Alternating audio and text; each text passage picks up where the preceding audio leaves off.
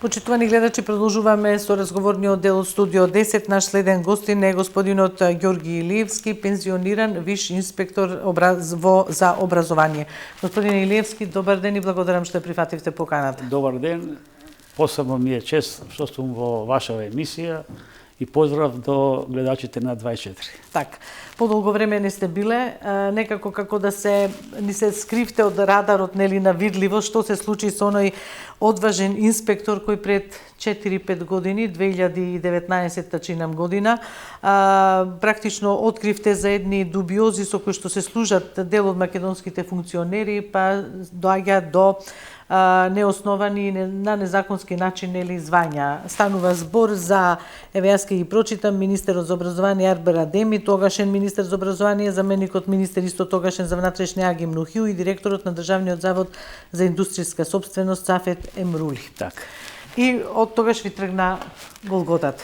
Па тргна Голготата, но мојата храброст, мојата искреност, мојата поддршка која што ја добив тогаш од сите македонски телевизии, така од, е, апсолутно. Така, меѓународниот фактор, амбасадорите, посебно од францускиот амбасадор Тимоние, па холандскиот, германскиот, и сите излегува. И она петиција над 5-6 илјади, кои што отворено проговорија за борба против криминалот и корупцијата во образованието.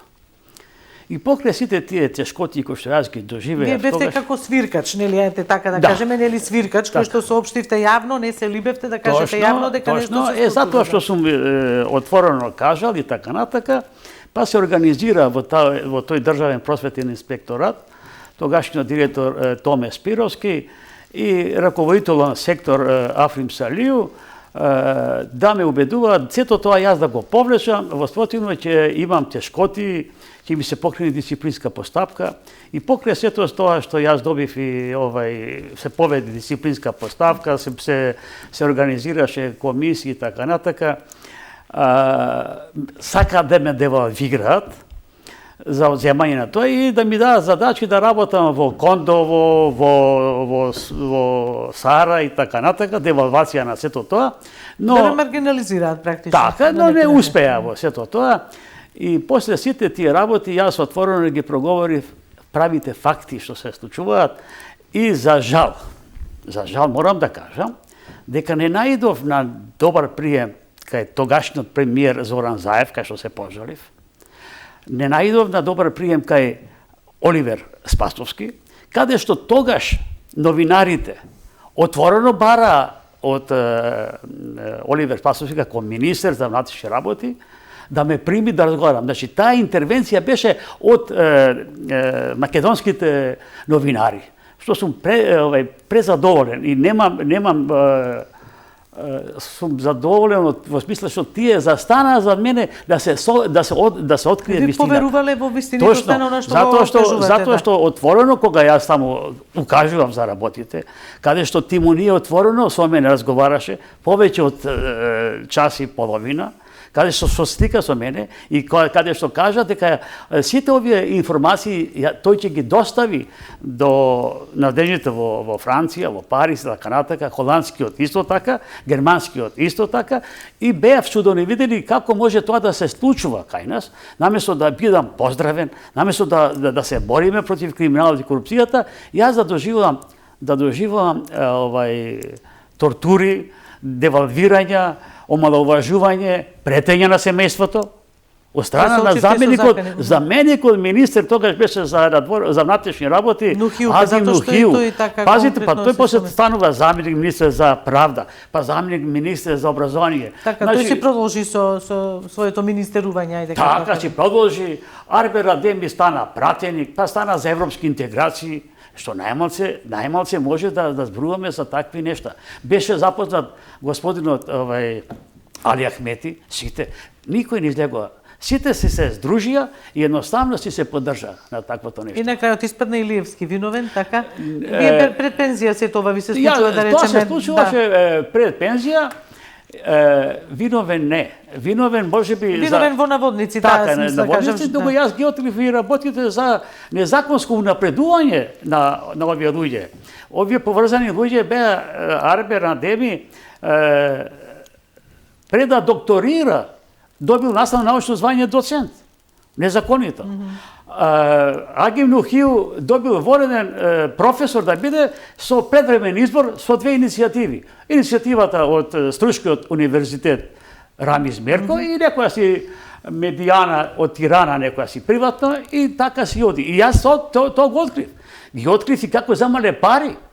Како земале пари, па го доставив тоа до антикорупцијска. Антикорупцијска го доследи до финансиска полиција. Финансиска полиција ме повика и вика Илиевски, колега, вика, тие парите ги вратиле. Па што тоа ми значи мене, ако ги вратиле? Дали ќе има одговорност?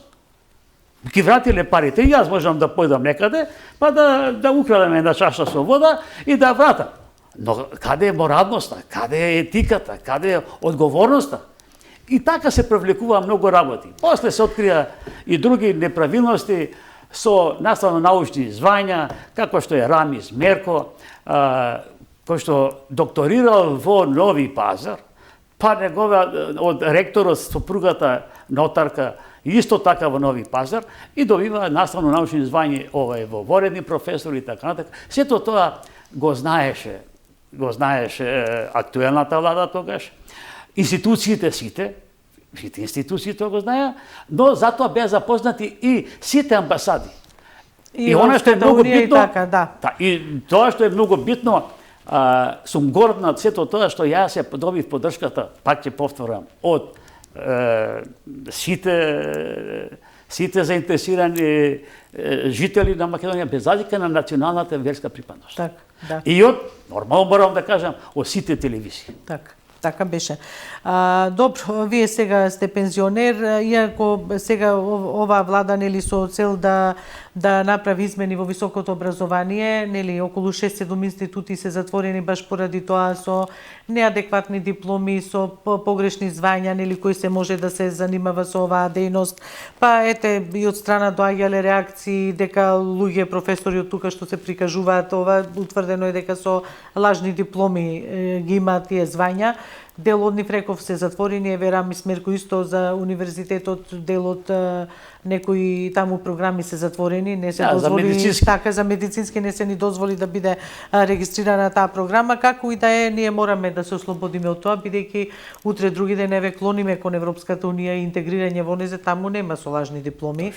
И како да е, вие бевте можеби една од ластовичките, нели првата птица која што излеговте јавно проговоривте за овие дубиози, инаку претпоставам дека не се само тие и не се само на Тетовскиот универзитет врзан нели за Тетовскиот универзитет или пак за универзитетот на Мерко, сигурно ги има некаде и дејанија и по останатите универзитети, дури и државните универзитети. Морам да кажам дека многу дипломи што се дадавани и уште се даваат, а ги има и во многу јавни предпријатија, сето тоа произлегува од приватните универзитети во Македонија. Јас тоа отворено го проговорив и кажувам дека треба да се направи фузирање на многу факултети. Ние имаме премногу универзитети. На 24 правни факултети, на 20 и нешто економски факултети, за менеджмент и така натака. И сега, ако сакате да добиете нека диплома, таа диплома ќе добиете многу брзо. Јас еве го открив. Ти си добив за жал, така доаѓа. Еве професорката што беше пред вас гостинка, господјата Катерина, што вели тоа се вели трафик за дипломи, она така ги насловува. Можеби е престрог израз, меѓутоа така. Во моја книга, во моите колумни и во анализи што ги правам, кажувам, значи можете дипломата да ја добиете и во Тобако. Значи во Пилара или не знам каде, такви нешта има. За жал, тоа е трагедија. Те дадете 3-4 евра и ја добивате дипломата. Ние имаме инспектори, просветни инспектори, мои колеги, што ги открив. Кога замина во пензија. Пазите, јас бев раководител за високото образование. Така. Подсекретар бевте за основно едно време. Подсекретар Сте ги бев за поминале основно 4 децени работа, 40 така, години, значи, од наставник, директор, мојот работен стаж почнува од образованието, од 40 години, почнувајќи од предучилишното, основното, средното, па подсекретар за основното и така натака, па општински инспектор во Киселова, прв во Македонија, па државен просветен инспектор и сето тоа ги помина сите тие работи. Но борбата за да добиете битка во поглед на борба против криминалот, образовниот криминал и корупција, тоа мора се да се тера и да има одговорност. Не да се премежуваат работите. Ние имаме државни просветни инспектори сега кои што завршиле правен факултет за 1 година на Славјанскиот во Свети Николе. И тој истиот државен просветен инспектор докторира на правниот факултет во Кичево. И сега пазите, за 3 години. Правен факултет за 1 година, магистрира и докторира за 4 години. Добро, еве можеби некои заслужуваат на брза трака, поради способност, поради свет да му се излезе во пресед, побрзо да го помине, еве претпоставувам дека е тоа така. Сепак да не ги офираме дел од ова за кој што немаме нели докази дека и тие издаваат на тој начин на брза лента, како се велат, до дипломи и до звања. Јас почитувана Мирјана, јас тоа сум го напишал во книгите. Да. Како ваши сознанија? Не сознание, туку јас барав по моја представка да се откријат работите. И ги откривме. И што се констатира? Едниот инспектор, Зоран Ристевски, нема се зборувам без вистина. Така, добро, да. Не, да зборувам со вистина. Јас знаете како не сакам за имиња што не се тука да зборуваме. Вие можете да ги повикате, и да ги достават магистерската, за да бидеш инспектор, ти треба да почнеш да имаш високошколска диплома. Тој има факултет за физичка култура и со тоа се вработи како инспектор. Но кога почнуваш да бидеш инспектор и кога вршиш инспекцијски надзори, тука имаме судени интереси, ти не смееш да се зафатиш Господин Илиевски, дали се доволни тие инспектори што ги има, не знам во ваше време колку биле, не знам, сега не располагам со бројка колку се за образованието. Дали се тие доволни за да можат да одговорат на сите овие што ги слушаме во јавноста за делотворено се зборува за одредени дубиози во високото образование? Знаете што е целата работа? Ако државниот просветен инспектори работат честно и поштено, честно, согласно законот, тогаш многу работи ќе се реализираат. Но ако имаме манипулации, а има такви нешта, тогаш едноставно ние не можеме да излеземе од овој ќосок што ни се случува со образованието. Затоа сакав и со вас малку да поразговараме, ве сите сме за реформи, никој не рекол која влада како да дојде, посегнува на тоа и јавноста нели одобрува со самото тоа што ги бира челниците кои што треба да ги водат, одобрува дека треба да се направат реформи. Ние како од интегрирано инклузивно образование дојдовме сега образование со нели тестови на ПИЗа, овие што се нели за децава што ни утврдуваат дека не знаат ни нели она математика да множат за трето оделение, што е нешто несоодветно, да речеме. Јас морам да ви кажам една работа. Евидентна неписменост ни владе. Истражувајќи ги сите работи од порано. Да. Од порано тоа ништо не е преку ноќ дојдено. Од 2003 година навака се согледувани тие работи, слабите резултати по писменост, математичка, природните науки и така натака. Како паднавме толку многу професори? Ние знаеме дека и Државниот универзитет Свети Кирил Методи бил и на Шангајската листа, така наши истакнати професори учествувале во овие списанија со импакт фактор, што се вели не дека ние немаме, како што вели и професорката претходната гостинка, не дека ние вика можеме да се носиме со знаењето на наши европски колеги или колеги од САД и од тоа. Каде ние паднавме како систем? Мора да имаме национална стратегија. Национална стратегија за образованието и тоа не е само за високото образование, туку национална стратегија за предучилишното. Да не заборавиме. Прашајте ги сите оние што воделе образование, ако знаат, значи кои се системите во образованието. Предучилишното воспитание паѓа во како првата основа на подсистем предучилишното. Тука треба да се направи стратегија. ние денес имаме во предучилишно воспитание и образование негде околу 40% фатени во градинките од 0 до 6 или од 3 до 6 години. Што треба да биде поголем офат за равноправен приод во приоѓање после тоа во основното образование. Таа стратегија треба да имаме. Треба да имаме стратегија за основното образование. Научно што треба, што ни е потребно. Како да се средиме со ПИСА проектите, зошто сме на такво ниво дојдени? Каде е проблемот?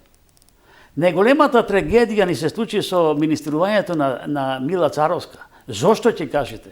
Затоа што отидоа со некои кредити, кои што тие кредити од Светска банка ќе треба да се враќаат, да се спојуваат предмети, да се спојува историја, географија, природни науки и така натака, и некои испитувања, така да ни дојде до еден хаос и да немаме учебници. Но еве не се случи. Тоа со учебникарството па е посебна приказна. Што сакам да кажам? Се злоупотреби таквото нешто, каде што се отиде да нема учебници. Една работа. Испитувањата кои што ги направив и кои што ги согледав. Проблем беше и за рецензенти за учебниците. Многу мал број луѓе не можеа да најдат, знам, со месеци пара рецензент некој што ќе се појави на учебниците. Не е само еден проблем, тоа сакам да кажам. Не може да најдете кога политиката длабоко ви влегува во образованието. За да вие напишете историја, вие требаше да го прашате Османи, да го прашате Никола Димитров, да го прашате Заев, за да не ни забележат грците или бугарите. Пазите, вие такви луѓе, професионалци луѓе, ева како што беше и вашата колешка професорка, така, има и други, кои што едноставно не се служуваат. Историјата си историја. Од историјата ние не можеме да излечеме нешто и да го изгубиме нашиот идентитет, нашиот јазик, нашата култура, каде што Македонија не е пуст остров. Писменоста произлегла од Македонија и се проширила низ Европа. Славјанството почнало од Свети Кирил и Методи, од Солун, Македонија. Ние сме тие кои што сме ги описменили во Европа, Словачка, Чешка, Русија и така натака. Така да ние имаме своја историја и таа историја ние не смееме да ја заборавиме. Тоа е нашиот идентитет. Во спротивно, тога сме безлични, безимени. Такво нешто се сакаше да се направи. Се направи една катастрофална состојба. Така, основа на реципрочност, нели, тоа требаше да се направи, не е се уште направено. Сега имаме нов состав на историската комисија со Бугарија, зборувам. Но еве сега имаме реформи што се заговараат од новата влада, па рековме за историјата како изборен предмет за гимназиската реформа, за средното гимназиско образование, историјата како изборен предмет во трета и во четврта година. Дали се согласувате вие со тоа? Има таму некои со новиот закон има и сега некои испитувања. Јас во мојата колумна напишав, има еден расчекор помеѓу теоријата и практиката и треба да се даде можност на поголема дебата на стручните лица и да се види каде ни е историјата, биологијата, хемијата, физиката, филозофијата, логиката и така. Еве точно стана овие професори што се занимавале социолози, етика, филозофија што предаваат. Точно. Така. Знаете што? Нели министерката должни сме да кажеме и тоа дека министерката кажа дека е тоа само иницијатива, како да кажам, која што нели треба цела година ќе биде ставена практично на јавни дискусии, дебати и тоа така треба да се работи, бидејќи ништо преку ноќ не може да се направи. Ние не можеме да делуваме, да работиме само со импровизација. Не може, ние го имавме тој концепт кој беше Царовска и ова е сега за средното, па имаме и тоа го прават тие програми ги прави и тие концепти ги прават од Бирото за развој на образованието и го има еден Чешларов. Го познавам Чешларов. Тој ги направи катастрофалните работи кога беше Мила Царовска со тие спојување на тие предмети, историја, географија, па биологија, хемија, па не знам сите тие работи, направи каша попара. Не може така да се делува да се работи. Ние треба да работиме системски. Еве, господине Илиевски, независно беше нели Мила Царовска, еве сега е госпоѓата Јаневска, претходно беше Рената Десковска, ќе дојдат министри, ќе одат. Дали сметате дека во суштината на македонското образование и дали дошол некој свесен дека треба македонското образование да се адаптира на модерните текови? Веќе луѓето зборуваат отворено и за вештачка интелигенција, за образование дуално, кое што ќе претпоставува не само седење, теорија, учење, туку и пракса. Ова, дали сметате дека македонскиот образовен систем буквално му треба ресет? Не знам, ако е поставен на глава, да се постави на нозе. Прво, јас секогаш сум кажувал. Бидејќи треба, нели, модерните трендови да се следат. Кога поставувате... Благодарение на Болоња системот, ќе се, извинете, ве прекинувам, па сега се нашите како да кажем, студенти компатибилни да можат и на европските нели студии да продолжуваат со своите надоградби. Мора да знаеме на работа.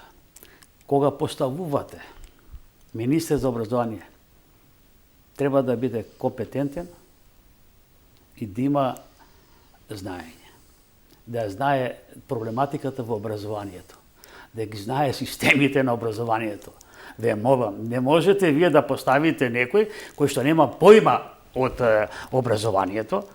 Такви имавме еден куп минатите овие. Почнувајќи од многу други. Уште на времето, многу други да не ги спомнуваме. Не може така да делуваме да работиме, него треба да се знае стратегиски што треба да направиме. Ние некако немаме национални стратегии кои што ќе бидат продолжувани и тоа ќе има консензус, политичка волја дека треба вака да се адаптираме за да не им правиме лошо ние неписмени генерации за жал. Во Запад, почитувана Мирјана, во Запад може да се сменат многу министри. Но оној кој што е домаќин на парите, министерот за финанси, оној што е одговорен за образованието, останува и продолжуваат со тие реформи. Не може да почне сега, мене ме сменале, па сега тој што ќе дојде, од него почнува. Не може така да биде. Но треба стратегиски да се работи со националните најголемиот проблем, знаете што е?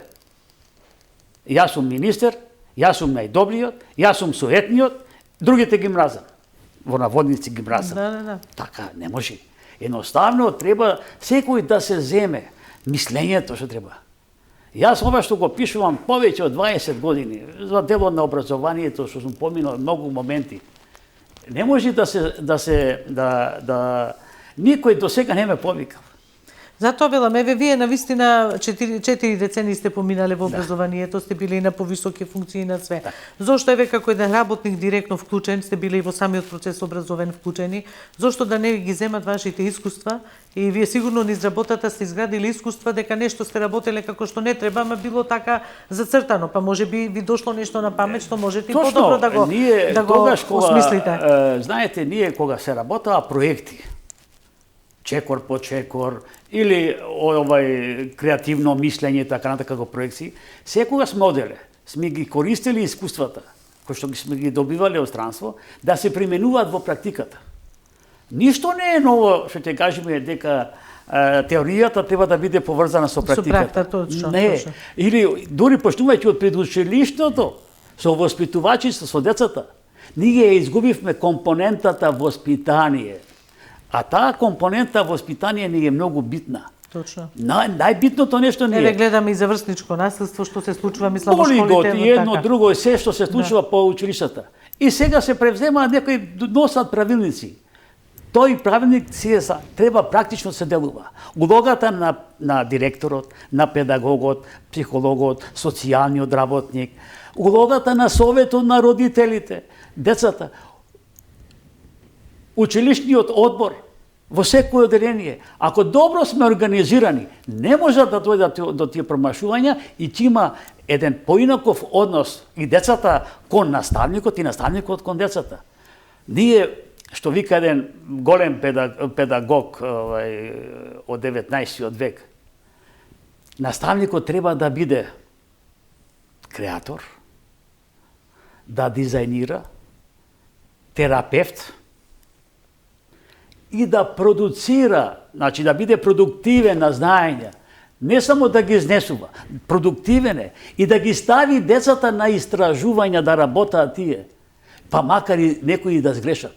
Ние такво немаме. Денеска децата ни се толку уплашени, за жал, да не сгреши случајно, може наставникот нешто да му направи. Да му се развика и така. Значи, едноставно да се инхибира, да се повлачи. Напротив, таквото нешто треба да биде. И што треба да се прави? И почнувајќи од сите наставни предмети, си има своја методологија. Методологијата што треба да се примени. Дали кај нас е избрана најдобрата методологија? Не. Не се почитува, затоа што знаете, секој предмет има своја корелација. Кој што вика сега ќе се интегрира историјата, географијата, македонски. Ќе се интегрира. Не, тие се во една корелација. Ние кога зборуваме нешто од историјата, поврзуваме и од географијата, и од македонски, и од други. Или кога зборуваме за математиката, имаме корелација со физиката, и со хемијата и така натака. Значи, тој методолошки приод нас ни треба. Тоа треба да го разработуваме.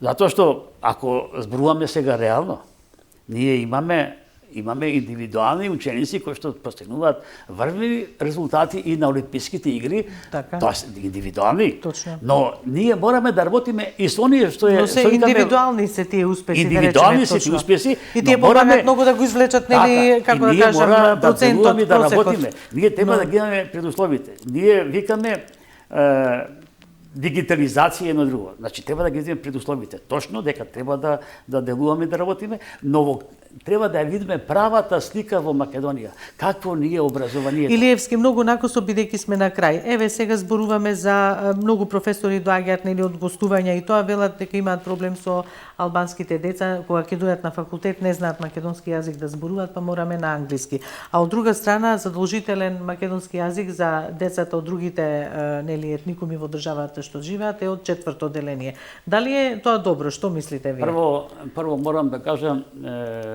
македонски. Сега има иницијатива од Советот за македонски јазик, Националниот совет за македонски јазик, за да се воведе нели македонскиот јазик и за останатите нели деца од другите етнички заедници од прво одделение. Точно од прво одделение.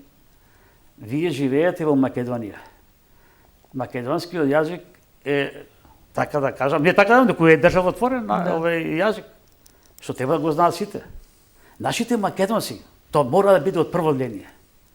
И тоа треба да го знаат сите градоначалници кои што се во западниот регион.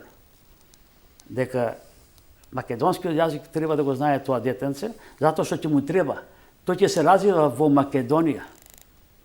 Не може да се каже дека тој не го знае македонскиот јазик или имаме ситуација да се негира македонскиот јазик од повозрастните, од наставници, професори и така натаму, како што оној случајот во Струга, во основното училиште Браќа Миладиновци, каде што директорката едноставно дојде од Албанија и ја негира македонската историја.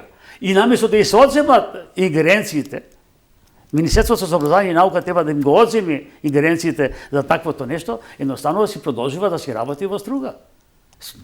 Незаконито е. И најбитниот момент, што сакам да кажам за високото образование, треба да се фузираат. Не ни функционира одборот за акредитација и евалуација. Викаме, кај сме на шенгенската листа? Нема нигде. Знаете дека до ден денес имаме одбор за евалуација, за вреднување. Така. Нема направено никаква евалуација. Како податок само да ви кажам. Жално нешто. Ние го спомнуваме само Мерко. Каде е... Затоа реков, не е само Мерко. Не е само Мерко. Еве го, Универзитетот Свети Апостол Павле, свето име во Охрид. Знаете дека таму имаме само 16 професори, а имаме 5 факултети. Согласно законот за високо образование, секој факултет треба да има најмалце 10 редовно вработени професори. 10 вработени. 5 факултета, по 10 се 50. Овде имаме само 16. За се тоа знае министерката Весна Јаневска, со неја сум разговарал, ништо не преземено. Имаме и други исто така факултети. Значи, треба да се работи целосно на рачистување или спојување. Ако нема доволно, информатичките имаме финки во Скопје, имаме во Битола, сето тоа треба да биде. Така, најавено е тоа дека може и да дојде до тоа, нели, со реформите во високото образование, но еве досега, пазите, ќе речете, ама добро, сега 8 месеци уште е рано. Не, за ваквите работи мора да се делува, да се работи. Имаме одбор за акредитација, одбор за евалуација. Имавме до вчера директор на Агенцијата за квалитет на високото образование, кој што со сомнителна работа докторира во 2022 година. Јас тоа сум го пишувал во таа книга што ви ја давам. Вие имате пишувано и отворено излегувате, и отворено и сум спремен, точно сум спремен во секој момент кој што сака да разговара со мене. Точно имате што да кажете на тој план. Да, имам што да кажам и да му послушам, затоа што јас сте релевантни, затоа и ве покануваме во емисија. Затоа што јас секое моје пишување е со излезни решенија. Со излезни решенија. Така со предлог, не само да не само критика, него излезни решенија од таа работа. Еве, господине Илиевски, драго ни е што ни гостувавте и денеска ви дадовме можноста, вие не се либевте отворено нели да настапите и да зборувате за се што му треба на македонското образование со цел да се одлепиме од тие неубави оценки за кои што нели и надвор добиваме нели ни црвене образот. Благодарам што бевте гостин во ова издание на Студио 10.